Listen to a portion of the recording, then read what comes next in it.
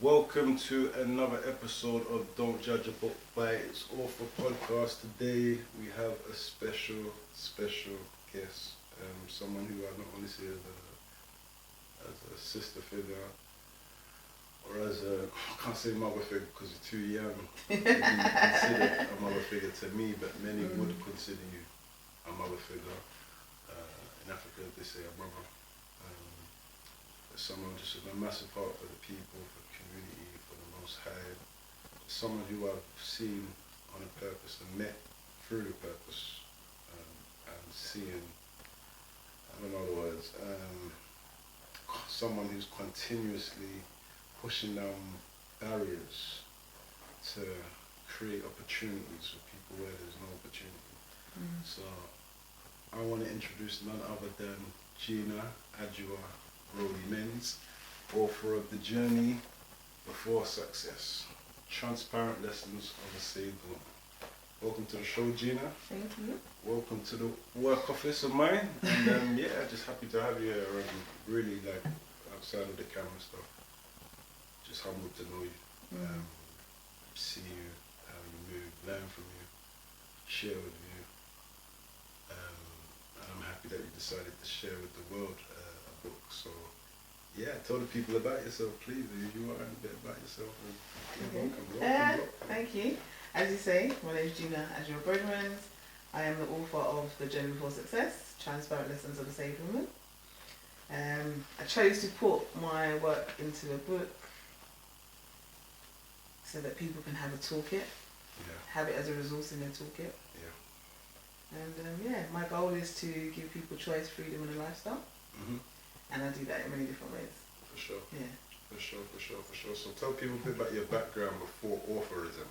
I know that's not a word, but before you became an author, what was, because I know you differently, and the people watching might not know, but I know you as an enormous figure in Hackney. And just tell the people a bit about who you are, so I'm not missing anything out. Okay. I've been working within the community for about 25 years now. Mainly in Homerton, so mainly in the Kingsmead area. And supporting people from the ages of, mainly young people from the ages of 7 to 25. And also community members. So my thing is that I come from a holistic perspective. So whilst I have a passion for children, I recognise that there's a lot of adults, there's a lot of children in adult bodies. So my goal is always to find ways to support the whole journey, as it's the journey before success. Because what I would do for a child is a preventative, what I'm doing for the adult is more restorative. Yes, if that's the word that I could use. And we do things from community activities, we do events. We work, I work in the youth centre. I'm a registered social worker, qualified social worker. You don't just work in the youth centre. I think a lot of people say that and sound blasé. That's why I said by a mama figure. You love the community. You're one of the few, and there's so many youth workers who go to social workers who, and I don't blame them because they're social workers, who go to work and then come home and switch off. For me, you're not a switch off youth worker. No. I would expect you to be a switch off social worker because of the type of work. As a youth worker, you go above and beyond that. I want to use this platform to keep it real. I don't want to pretend that you're a legend and life is short. If we don't say how we feel while we're alive, we may not get to say it. And rest in peace, Benjamin Zephaniah, that always comes to mind, because I never got to say it to his face how I feel about him. So I'll let you know to your face. I know I've probably said it before, but I want the world to know, or not the world, whoever watches, which is the world, God willing, that you're amazing and the work you're doing is worth looking into and taking serious. So I commend you as a youth worker. It's a village leader, and one of the village leaders, you're a massive pillar in the village that makes it a village. Without people like you, it's not a village, it's just a town. That's the people. So. As when people ask me what do, I do many things. So there isn't a title, because I do many things. But ultimately, the first thing is choice. That I do whatever I do to give people choice And then it goes from there. Choice, the freedom, and make it part of their lifestyle. Like I said, being a social worker, being a coach, being a youth worker, being a support worker, being a teacher, helping people to heal through health and well-being, being a friend, being a mum, being a legend. There's so many different titles, and that's why, again, even with the book, for example, one of the things when I'm coaching, I often ask people that question of who am I? So when you ask a person who am I, they start leading with titles. I do this, I do that, but that's not who you are. What you do. Yeah, that's what you do. That's not your purpose. It's who you are is what you will get up and do every single day, whether you're getting paid for it or not. Yeah. And I'm sure you said something along the lines of that in this book. Yeah. Even from hearing you say that. So there's lots of gems like that you drop, which I feel that prevalent people to know. That's a reality. 9 times out of 10, you ask someone who you are, they tell you what they do. You ask them how they're doing. They tell you about the work they're releasing, the work they're working on. How are you? Ask me how are you? Then ask you how is the work. So they're so attached to the identity. The outward expression. Yeah. Most people don't. A lot of people don't want to look internally. And this book teaches a lot of that. The book is definitely. You can get the book. Get it from Amazon. The book definitely tells people and encourages people to do their own shadow work. I call it. Yeah. So it's a lot. There's a lot of reflective practices. So that again is informed by my social work knowledge and theories. So it's a lot of shadow work. So I like to understand systems. I'm probably gonna start getting a bit technical. We're not gonna go too technical now because we haven't even touched. Okay. I haven't even shared anything about what I've taken from the book. Okay, cool. Book or my favorite chapter. You didn't see my review. I posted it on. I wasn't on Instagram at the time. I was on WhatsApp. Probably if I was on social media, you'd see it. I posted it when I was away and I was reading the book in Africa. But before we get onto the power of the journey before success, I would like to talk about your free name. I would like you to name 3 of your favorite authors, starting with the least. Ooh. When I say the least, that sounds undermining. In any order, just give me your favorite 3 because that sounds undermining. First that comes to mind. The first that comes to mind is Paulo Coelho, Alchemist. Oh, okay. Yeah. So we get it. First that comes to mind. That's the first that comes to mind because of the nature of the story. Of understanding the reflecting it. I mean, I don't want to spoil it for people that haven't read it, but in terms of the nature of what the alchemist means, that to me is the essence of me. My pillars, the 3 pillars, and it underpins his choice. Oh, he's one of the pillars, yeah? Well, he's not one of my pillars, but for me, in terms of me as Jeanna, the 3 things that I stand is choice, freedom, and lifestyle, and his work and his book informs that. I can't say I particularly have I can't say authors. I can't say, oh yeah, I'll read that person's book and their teachings over and over. But whenever I say to someone they're going to have a book collection, is to get The Alchemist. Things I like books. I can't say as authors. I mean, I bought this one. Because I don't even particularly know this person as an author, but the book itself is by a person called Lynn Toller. It's called she's a judge. Letters to the Daughter I never had. It's called Dear Sonali. Letters to the Door I Never Had by Lynn Toller. Where's she? UK based author? I believe she's American. So I've read it a couple of years ago now. But what I like to do when I'm doing individual one-to-one coaching, we have a reading list. So as part of the coaching is that you're going to develop your own toolkit. Yeah. So even when I would do the reading or do book clubs, people say, but Jeanna, where's your book? Another reason why I wrote a book. Because it's like, but Jeanna, do you have a book? And I'm like, well, actually, no, I don't.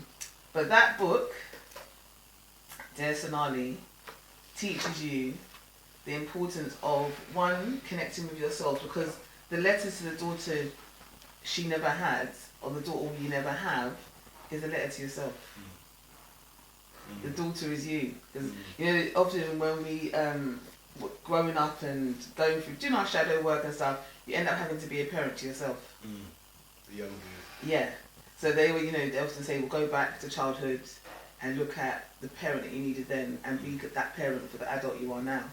And this book definitely teaches you how to be a second set of eyes for yourself and to be a second set of eyes for other people. So this one, that's why I would say this book is a really good one. But I, for me personally, I would often say, when I'm talking to an adult, I look for the child in them. So if I'm talking to a man, I'm looking for the boy because I connect with the boy before I would address the man. Yeah. Because what's being presented to me is often not who we actually are. Yeah. The child within us is who the people need to connect with. Yeah. And then when I support and work with children, I connect with their future self. Yeah. So I'm looking at their potential, where they're going to get to, and then I look at any limitations. So, and it's in vice for both the adults, whatever. My gut thing is always to look at who the true you is, but why are you presenting as something different, and what's stopping you from becoming who you actually want to be. Taking that mask off, so to speak. Yeah. Why do we put it on? There's so many reasons why we put things on. You know, there's so many reasons, and often it's very justifiable. Yeah. But nonetheless, it's okay. Well, what can we do? Hence why we've got tools that we have to have in our toolkit. I would say to people, create a toolkit. What is in your toolkit? For me, self-care, taking time out, wearing bright colours, have a book, do some reading, talking to people, journaling. There's so many different things, but everyone needs to have a toolkit. Because when things go wrong, you need to be able to look in that toolkit. What inspired you to want to write a book? Where did you get the thing to say, I'm going to wake up today with all that you do in your daily youth work and everything else that you do? It's a lot. I don't know where you found the space or what inspired you. Because my goal is to impact and help people have freedom in life, break the chains. You know, one of the, I think it was probably put in here, must be put in here, when Bob Marley says, emancipate yourself from mental slavery, none but ourselves can free our minds. So it's only ourselves that can do the work. So as much as people would want to talk to me, I said that I found people wanting to have a professional friend. I don't need any more friends. I lack the capacity to be that friend to you. So don't get offended when I don't want to come somewhere, I haven't got time to talk. I just lack the capacity to do all that. I can't spread myself that thin. So to me, the best way for me to encapsulate who I am as a person is put it in a book. Yeah. So then, actually, I don't coach as much as I used to before. Yeah. I just tell people, go and buy the book. Yeah. Go and buy the book, do the work, and should you feel that you still want to have conversation with me, then book me. Then you can take them serious once they've read the book as well, because you know they're kind of meeting you halfway. Yeah, and they've done some of the work, and you're willing to, because some people are fine to pay the money. They're fine to pay the money and sit down and just talk, and then you come back in 2 weeks' time and nothing's changed. Okay. So, but for me, in terms of having impact and change, but no matter how small the change is, I just said, you know what, actually, I'll put it in a book. And one of the beautiful things is when, last year, when I was in Gambia, and I'd sent some of these to Gambia because I do work in Gambia as well, so I'd sent some of these books over to Gambia. And I was sitting there, and there was a couple of other people that was at the hotel, that hotel I was staying in, and they saw that I had the book, we were talking about the book and whatever. I said, can they buy one? So I was selling one to them, and I was writing on the front of the book. So, you know, I write the front of the book, and I mark this for that person. And the guy behind the bar was looking at me, and then after I finished doing what I was doing, he came over, he goes, are you the person for this book? And I said, sorry? He goes, is this your book? And I said, yeah. He goes, oh my gosh. And then he started going into one and he explained it to me and how it's been useful for him. And so I started asking him questions. I said, so how does it apply to you? And what's your takeaways from it? And he was able to break it down. And one of the things that he said never to give up, no matter how dark or how far you go down the rabbit hole, don't give up. And I said, that's it. I'm in London, and someone in Africa is literally showing me that actually they're having their chains are being broken, and I don't need to be there. So what it's showing me is that I don't have to always be there physically, and hence why a lot of people probably wouldn't see me online. You don't see me on social media. You don't see me at events and stuff like that. Because to me, I don't want you to do it because I've turned up. So I want you to do it for yourself. So is the answer to the question what inspired you to write a book basically because you was fed up of showing up and doing the work for people, or fed up of trying to be more where your inspiration really came to write? My inspiration probably came more out of frustration. So, because there's always excuses, and money doesn't deter so people. You're probably hearing it a lot. Because you're just hearing the same thing, and I'm like, you're wasting my time. I'm very cautious. I'm very precious about my time. So the fact that no amount of money is worth the hours of my life. Because at the end of my life, you can't give it back to me. So you can, no matter how much I'm charging you an hour, for you to have me sitting here for an hour and you're not making use of that hour, your money it's the money's not. It's a waste of life. It's not a waste of time because it's your life. Like it's a waste of life, literally. Because I could be doing something else. I made a joke with someone one time. I can't remember, one of my children probably, and I was like, you know what? Once you don't waste my time, because if I was like on a respirator, I had 10 seconds left to tell you where I put the wheel money and everything type of thing. That's my last 10 seconds. Like every second actually counts. Yeah, it does. We take it for granted. Our time here on this earth. So. I actually watched a film with I think Justin Timberlake. I think it's called Time. I don't know what it's called. I can't remember the name of the film. But they've got a thing on their wrist where they have to earn time. So they go to work and they do so much things to earn time. I think I've heard of that concept. And I watched it before, but this whole thing again, I think because someone else might have been speaking about the book, and I was again that concept of time and making use of time. And I'm like, when you literally have to stop and think, but you're asking me to just put my hand out and use my time for what?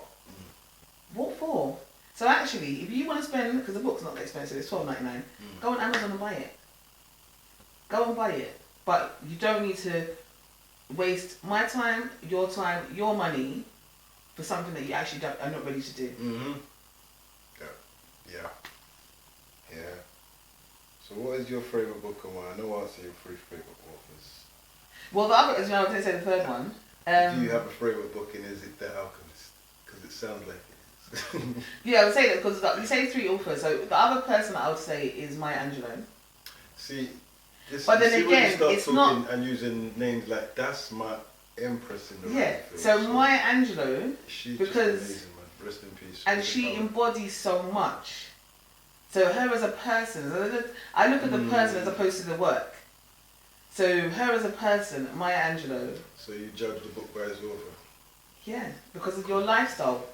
Choice, freedom and lifestyle. Does your lifestyle depict what you're telling me in your book? Even if you're not doing everything in the book, because I haven't done everything in my book, I'm still going, I'm still on the journey. No, I get it. But when someone hears of Jeanna, do they hear, oh my gosh, Jeanna's travelling around the world? Do they hear Jeanna's gone to Africa, Jeanna's doing stuff in the Caribbean, Jeanna's doing this? Are they hearing those things? Or, is my life evidence of what I'm saying I do? It is. And what I found, thank you. But with Maya Angelou, I find that that was her. There was no, what you saw is what you got. There was no hiding anything. Just remind me of, you say mama, like, I'll say grandmama. Yeah. I say, as they say in America, big mama. Like, she was the epitome. She was like, if Soul Food wasn't a film, or if it, like, was to cast anyone else to be the grandmother in Soul Food, it would be her. Like, she's. My favourite quote of hers, she says, and I've got it in here, people will forget what you've given them. People will forget what you have done for them, but they will never forget how you made them feel. Now, my thing is, when I leave a space, how have I left you feeling? That's my thing.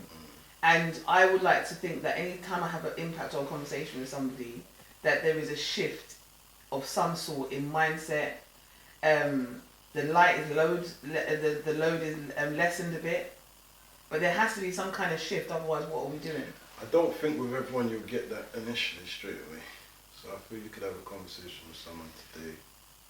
And I just remember myself when I was younger, sometimes people say something to me, and in the moment I hear them, I think, yeah, that was really profound. And then I would probably take years to digest, process, to really get the full grasp of what it is.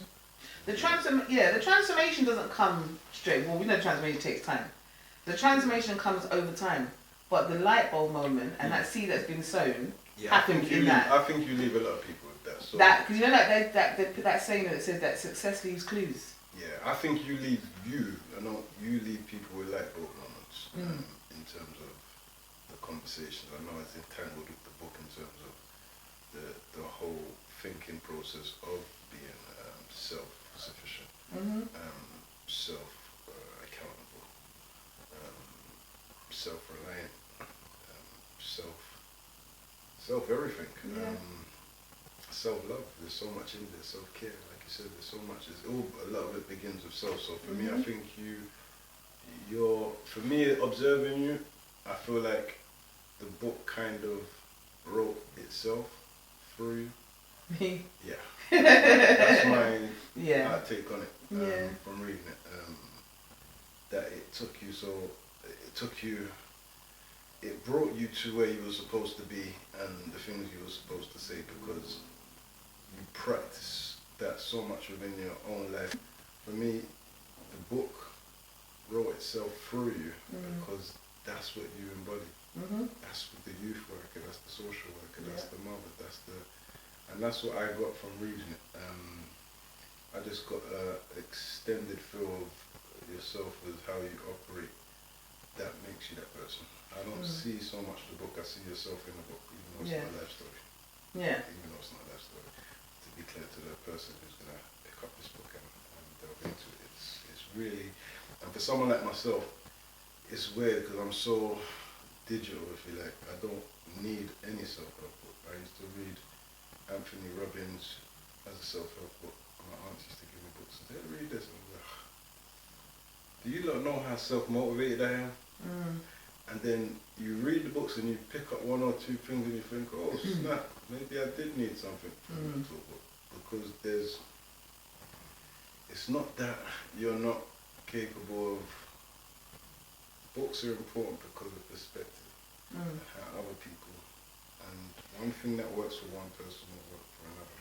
So you might find from reading a tool book, even if you're like me, very self-motivated, they get their rest by doing this. They credit themselves with self-care. That's what's missing, for example. And it's like you learn to live. You come to understand that for someone, even if you're self-motivated, a tool book can be a reminder for where you are so innate doing it that there is actually a map if you want to see it in front of you. Or a reminder of who you are, because sometimes we take off our crown and we put it down. We forget who we are and what made us who we was when we was functioning at our highest optimism. So but I'm going to forward on. What's your book about? We've more or less spoke about it. What is your book about? The book is a toolkit. Sorry, can I read the back first? Because that's what I've been doing. How dare I forget to do it. The journey before success. Knowing your purpose is key to living your abundant life as the unique individual that you are. You are more than enough, and abundance is your birthright. What is an abundant life? Living a lifestyle where you are at peace no matter what the circumstances. Dwelling in tranquil environment. Access to resources that can assist you to live the highest expression of yourself. An effective support system of a village community ethos. The first step of any journey begins with a baby moment. That's what Jeanna calls moments of clarity when it all just clicks. Having clarity enables you to release the chains of bondage that have held you hostage for far too long. Live a life of purpose, walking in your freedom, being a leader of change in the world and the lives of others. Be the difference you want to see in the world, and be that shining light that can show others the way. Begin today and start your journey before success. Written by Jeanna and Brodie-Mends. The journey before success. Yeah, tell us about this book, please. The book, it's a toolkit. And you'll see that it's called, instead of chapters, it's lessons. Yeah. And at the end of each lesson, so in each section I speak a bit about myself, identify a particular area of a need or support that someone might need in the area. And there's questions at the end of each lesson that people can then answer. I encourage people to maybe get a journal, because some people don't like to write in the actual book. But what I do say is that the book's yours. Don't take the seed that's yours. So, okay, because All right, I look at things of this book. If this book belongs to you, you've invested, you've bought your own seed, you bought your own investment. Now you're going to water, you're going to sow it, you're going to grow, you're going to nurture, you're going to water your own plant to grow. What people like, a lot of people like to do is not write and make use of their resource and give it to someone else. Yeah. No. Yeah. It's yours. So write in it, dog air it, do all sorts, and then have a journal to maybe accompany it. But then you'll find as well in this toolkit there is blank pages at the back where you can journal. There is a blank. There's lots of blank spaces. That. Now, the blank spaces at the back. By the time you've completed those spaces, that's the beginning of your own book. Because people will say to me, "Oh, how did you become an author? What made you start writing?" It's you. What makes you start writing, and what I believe a lot of people need to share with the world is you. That's what we're here for. Is to share our purpose. As long as we're walking in our purpose and doing what we're called here to do, that's what we then share with other people. So yeah, a lot of people don't like to write in a book, but I encourage people to write in a book, even if you just do bullet points, but expand further in a journal. I'll be honest with you and say that I didn't expand further in a journal, but I didn't expect to read it where I was reading it when I was on the go. So I didn't have time to journal. Literally, I was on the go 24/7. But mentally I was journaling, which is crazy. And I was journaling just because I wanted to get the feel of what it would be like if I wasn't running around journaling. I felt like to do it justice, to read it just as a book is okay. Yeah. But if you want to get the fullness of it, you have to apply yourself to it, just like anything. Just like anything. Yeah. And I feel like, it's a good story, but do you want a story or do you... And it's the thing, do people know what they're getting?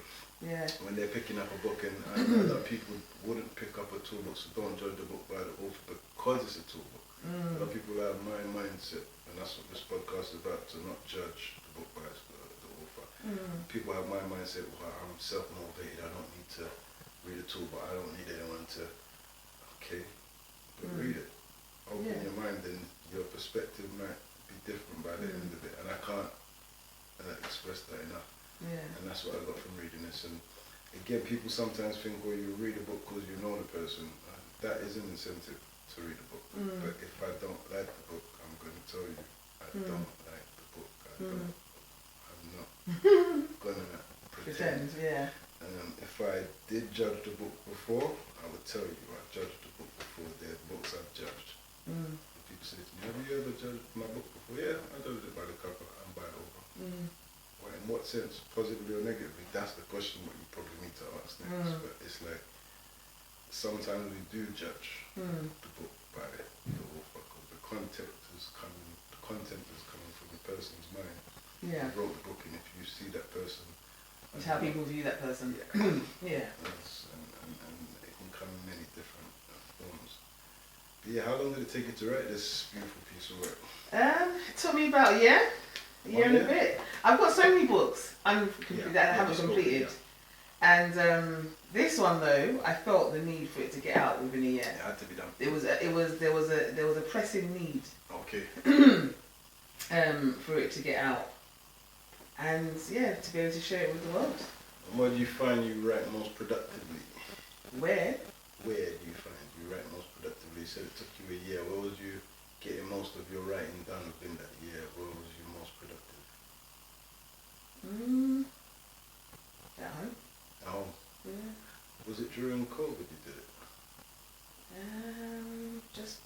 Just before, but kind of, but before.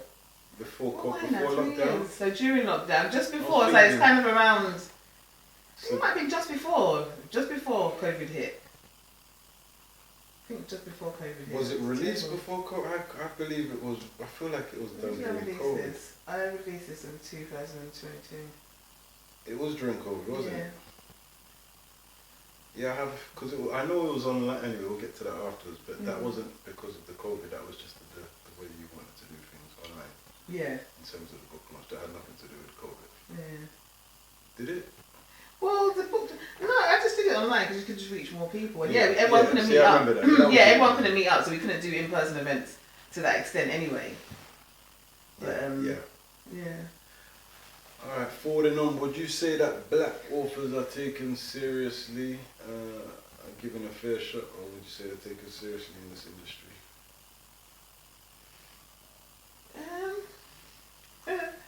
Well, it depends.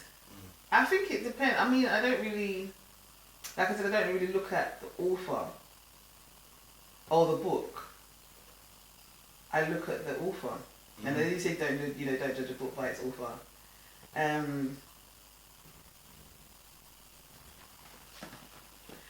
don't know. I can't really. I don't know if I can really answer that because I don't know enough about many black authors in to say like in terms of me reading as much. I tend to read more of American black authors than I do British black authors. Is there any black British authors that you could actually say that you really know? Other than you, no. Wow, you say other than me? Yeah. That's really other than you. A reflection of the reason why I asked you that question. Yeah, other than you, no. And I've read I've read 3 of your books. Prisoners in the Street, Freedom from the Streets, and Mama Can't Raise No Man. Boy. And yeah. But why? Well, I don't know. I don't know how I feel about that. I really don't. I think it kind of echoes the question I'm asking. Do you think we get a fair shot in the industry? I suppose if we did. So Mama Can't Raise No Man was released in 2017, I believe. Yeah, it's 2017. And I remember it being on the news that it was the first black book published in that year or so, even though I had a book published in 2012. It was a big deal. It got me in London Live, not the context of the book, the fact that I was the only black male published. So they were trying to give credit to the publisher at the time before that happened. But I'm like, no, I've done this before already, for one, but for two, it was very confusing that this is getting noise for the colour of my skin and not for the quality of my work. And people like you are a dime and a dozen. Rest in peace, Carl as well. Carl's a dime a dozen. There's very few people on this planet who I look at in this way. So I'm sorry to cut you, but I just want people to know. Jeanna's an amazing spirit as well as an author. So if you want to hear an amazing spirit write, you're going to get truth. I can't explain it. It's not manufactured writing. It's sincere. It's depth. It's substance. I'm looking forward to more, but I'll get back to that in a bit. But yeah, sorry to cut you. What was you saying? Sorry, I feel like I totally cut you. Lost track of thought. We're talking about black authors. So okay, we're talking about the support of black authors, but do you believe black authors or black people read enough or care enough about reading to even support authors? And just shut it down. Yeah, so this is what goes back to the first question or the last question of saying, do we get a fair shot in the industry? So if we're not getting a fair shot in the industry, then where can people really get to hear about stories like the journey before success? Where can they really, and not just hear about it in terms of like a book club, who else is pushing authors around them if they've read a book other than a post on WhatsApp, other than a post on social media? I'm not knocking people for doing it. They're doing what's within their means to get that message out there. But I'm saying, what platforms do we have? The thing is, what I always say is that we're all connected. Yeah. We're all one. And when I do coaching, like I've got a vision board experience coming up on the weekend, and I say to people, whose dreams die because you don't show up? Now, I may be an author, but that's not who I am. That's part of who I am, but that's not who I am. So I'm not going to think of the platforms, the exposure, because I just need to get the message out. And as far as I'm concerned, those who require it, once I put it out there, the tool's out there, is for them to find it. Not to say I don't promote it, but for you, for example, your passion may be to share the message of authors. So you do that and do it well. But I for me, it's not for me. I just want to make sure that the toolkit's there. So should the person or a situation present itself, I say, actually go and get this. Oh, that's there. You know, it's like we're cleaning a house. You know, you want to wash your dishes. What have you got? Wash up liquid. Oh yeah, do you know what? Actually, you can buy wash up liquid from here. So my thing is to create the tools, because I always create things back to in layman's terms. Oh, that's what cracks me up. You know, it's always because it's the layman terms. Yeah. I do talks and stuff, and recently I did one with a group of women, and you know we're talking about well-being and self-care. And I'm saying to the woman, okay, so what could you do better? Oh, she'd like to take time for herself, be in her thoughts, have a talk with herself. Because one woman was sharing, she has a talk with herself. She sits down for 10 minutes a day, basically talks to herself, answers back, then she moves on. She has a conversation with herself. Yeah. And then another one said, I would love to be able to do that. I would love to be able to journal. I would love to be able to do things. I said, so what's stopping you? Oh, it's having the time. And then we shared, well, actually, when you're on a bus, you know, when you're going from one job to another, that you're seated. So what could you maybe do right in that time? Oh yeah. Okay, then I said, so how are you going to move forward? My thing is always pushing to, how are you going to get forward? How are we going to do now? What's the next step? And she's going, okay, I'm going to get a book. So this is one of my other resources. I have a journal. So self-care, so it's two. That's the female one and that's the male one. I'll show you this one. So that's the female cover and that's the male cover. So again, both of them, they're toolkits. And it says, my thoughts matter. So it's a wellness journal. In it, there's got exercises of what people can do to help them on their wellness journey. So for me, I just gave her a book. I said, here you go, take one of those. My thoughts matter. Wellness journey. And in the back of it, there's a quote there. It says, self-care. Self-care is not selfish, it is your responsibility to your future self. So like I said again, you're just reflecting how I took that book in terms of how you optimize self being priority. Yeah. But then someone who's so, and I have to say this first, selfless, which is so ironic about me saying everything about you talking about self. So. You know, but even for me, as someone who is a teacher, that's another knows what I think. I look at myself as a teacher. I'm also learning. Yeah. I'm forever a life student. So even though, you know, we talk about the self, and it's a lot of things is about going inward to learn to have a better outward expression for how we show up. You know, they always say whoever you present yourself as is a sum calculation of all the choices that you've made. So even when I'm doing coaching, and one of the exercises I do with people is a forgiveness exercise. Because the reality is, we've chosen certain situations and things, and not just necessarily the situation, but our response to them. Yeah. They say that actually, they said 99% of our problems isn't what happened; it's our response. Yeah, it's how we responded to it. Sorry, and can people get these as well? You can get those on Amazon. Yeah. Okay, separate to the book. Yeah. Journals. Yeah. Okay, you can get it on Amazon as well. They're all listed on Amazon. I think people, if they're gonna, just to advise, if you're gonna get this book, guys, I can have a journal. I think it'll be best to get the book and the journal. Journal, so just so you can see it together. You write in this journal, and this is the actual book to kind of document your journey before your success. And yeah, I would say to people, you know, the forgiveness exercise is about you looking at yourself and looking at the choices that you've made, and then agreeing to be as part of what's the outcome. You know, so even when I look at, you say about being selfless, but one of the things that hit home, I was listening to Dr. Miles Monroe. Yeah. And I think Dr. Miles Monroe, and there was another guy that was preaching over the weekend, and I'm not a religious person. And one of the things that was said was that the most selfish thing that we can find ourselves doing is helping other people. The most selfish? Yeah. Because we find ourselves busy doing for others to not work for ourselves. And like what I said to you before, whose dreams dies because I don't show up. So whilst Jeanna's busy keeping out shopping, talking to that person, doing all these things, who else is dying? Because actually Jeanna, if Jeanna was focusing on herself, so one of the things I focus on is probably like my weight loss journey. So what more could I do if I had focused just on Jeanna? Still have the resources, still be impacting people, but what more could I be offering to the world if I was in my highest 100%. being. So I'm finding myself now, actually, you don't get yourself so busy.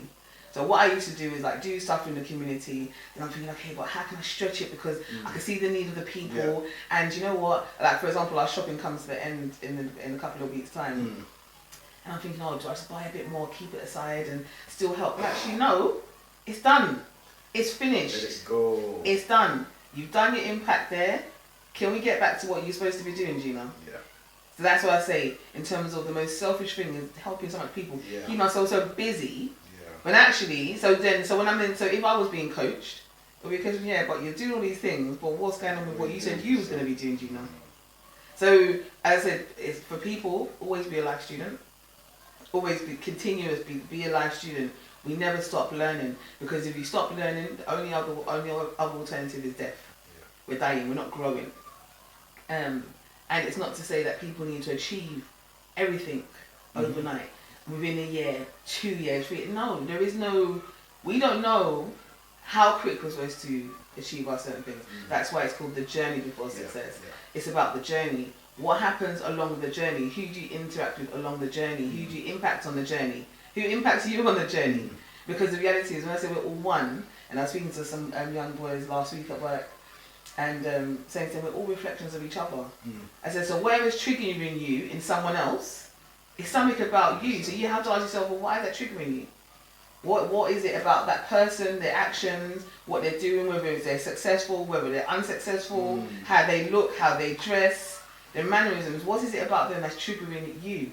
Because the reality is we can't control anything other than ourselves. Nothing outside of us. So. No. And why I tell people, I like people to write in a journal, because you did say that you basically did your journaling but in your mind. But when your mind, you can't recapture your thoughts, no. When it's in your mind, you can't sit back and think, oh my gosh. Whereas I've been doing this from I started doing journaling from working with young people probably 20 odd years ago. I used to just give them notebooks. I said to them, just write your thoughts in the book. If you've achieved something, write in the book. If you had a dream about, a nightmare about something, write in the book. Reflect on it, how did you overcome it? So then you have a resource to go back and say, when I was going through this, I did this, and that was the outcome. Because the person that we listen to the most is ourselves. But often when we're in our heads, we don't know. We can't. The voice isn't always clear. No, but we have many different voices. Make enough time self to understand those voices, so to speak, because we're so busy taking in other information rather than focusing on yourself. Yeah. So a lot of people try to discourage people from putting out their book or sharing their message or saying or sharing their truth. And some people challenge me. They said, but although it's your truth, doesn't mean it's the truth. Yeah, I've heard. And I'm like, well, I know there's a level of responsibility, especially when you're in leadership. However, it doesn't take away from my lived experience. Facts. My lived experience is my lived experience. I'm not lying. If I'm lying or making things up, that's different. But it's my lived experience. It's it is what it is. I think this new saying of people saying it's your truth and your truth is like a childish infant way to escape the fact that someone's presented something to you. Very dismissive. Yes. And to say that it's your truth is very undermining of what someone's done. Because in saying that, it's almost like saying it's not true, so my truth isn't truth, but your truth isn't truth. Get the hell out of here. So I can relate to that. Yeah. So then when trying to support people, if I'm saying but that's your truth, that means I'm not even recognizing you as a person or your experience or your hurt. And as I said, I got the judgment came, or I knew the judgment didn't come before the book. The judgment came once I released the book. Okay. So once I knew once the book was out there and people was reading it, I got a whole thing of questioning perspectives, why this, why that, accountability, responsibility, all these things. But I'm responsible for myself. Yeah. So am I supposed to sacrifice myself because you don't want to hear or you don't want me to share something? I'll say as well, the book, stuff I don't like it. Much of it's for young people, it's also for their parents and carers and professionals that they come into contact with. So whilst the book could be written, there'll be like italics or something. that shows an indication that something might be going on with that young person. So things for people to look out for. Someone who's overly keeps and putting out lots of makeup, yet they're fine. Why they started being so self-conscious, and just certain things that the child starts getting withdrawn, or they've gone to their parents' house for the weekend and all of a sudden they're withdrawn, or they just keep on going away from you, but they don't have conversation. Just certain things, there'll be indicators throughout that parents and professionals can pick up on. When can we look for this book, or do we need to get you in this time next year to talk about that when it's released, or whenever We'll it's released? see. We'll see, because to be fair, I haven't put a date in it. The thing is, most of the script's done, so there isn't. Whenever it's ready, we want you on the week before the release, okay, so people can get to hear about it before it's coming out. So yeah, I don't care how long it takes. It could be a year from now. However, to be fair, most of the book's done. I've actually wrote the manuscript has been sitting there for probably about 7 years, just sitting there. Sometimes it's not where it is; it's where you need it to fall. Yeah. So it might be there for another 7 years. Is what I'm saying. Who knows? Just when you need it to fall, and how you need it to fall. But this one, the journey is falling at that. Yes. What advice would you give to anyone wanting to become an author or anything? Younger or older? I say just start writing. Same thing. Just start writing. Don't overthink it. Don't overthink the process. Just start. Don't worry about spelling, because me, when it comes to spelling and grammar, I'm not the one. That's why they say the other people can edit it for you, proofread it and stuff like that. So just start. Yeah, that's sound information. I think that's everyone who's listening. It's just the start. And then, do you know there's a book? I don't know who the author is, but the one with the horse, the dog and the horse. I know you heard of that book. It's a very well-known book. It's called the Dog and the Horse, and it's like they're on a journey together. And God, you know what? It's probably not the best example, but I'm going to show it anyway. See, the dog or the horse, one of the two. One of them saying, I can't see where I'm going because of the fog and mist in the forest. I think I know this. And then the other one says, but can you see your next step? And then I think it must have been the dog said yes, and said, just take that. So in anything, you don't have to see how you're going to do everything. Just take the next step. So in terms of for an author, I just start writing. If you get my book, there's blank space at the back, just start writing. Just literally start writing about yourself, start documenting, like even if you start doing gratitude, having a gratitude journal, what you're thankful for, and before long you're going to have a book. You're going to have words to formulate into a book. Yeah. So yeah, just to round it up, thank you for being here, thank you for sharing the space, thank you for continuing to write. I'm looking forward to it. I'm co-signing, I'm a fan. I'm a fan, but we need to know where other people could follow your work. So could you share your socials with the people, please, so they can know where to find you and your work? And so most of my work is done at Journey Before Success. So I do it on behalf of a company called Journey Before Success. But also my coaching company is called An Age Coaching. So you can find it on Instagram, got a website. It's all there. Robin will have the links. Instagram, wherever you post this, the links will be there. Everything will pop up as you're talking, so yeah, we give thanks, and yeah, just give thanks to the Most High for your spiritual being on the journey that you are as a spiritual being. Thank you, my sister. Thank you, and yeah, just continue doing what you're doing, continue to be a light for other people, and yeah, just I don't know what else to say other than thank you for coming in today, and that's it. Bless you. Thank you. That's a wrap. Thank you.